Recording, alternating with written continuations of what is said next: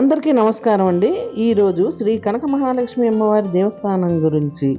శ్రీ కనక మహాలక్ష్మి అమ్మవారి దేవస్థానం విశాఖపట్నంలోని బురుజుపేట పరిధిలో గల ప్రసిద్ధ దేవాలయము. ఇక్కడ అమ్మవారు శ్రీ కనక మహాలక్ష్మి విశాఖ ప్రజల గ్రామ దేవతగా వెలుగొందుతుంది. శ్రీ కనక మహాలక్ష్మి ఆలయానికి ఒక ప్రత్యేకత ఉంది. ఇతర ఆలయాల తరహాలో ఈ ఆలయానికి పైకప్పు కానీ గోపురం కానీ ఉండదు. అంతేకాకుండా అమ్మవారికి ఎడమ చెయ్యి కూడా ఉండదు. ఈ ఆలయంలోని గర్భాలయంలోకి వెళ్ళి భక్తులు నేరుగా పూజలు అర్పించవచ్చు.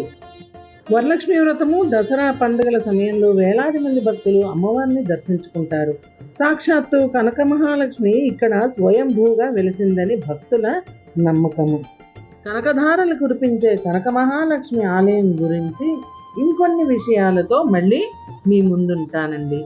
అంతవరకు నమస్తే అండి.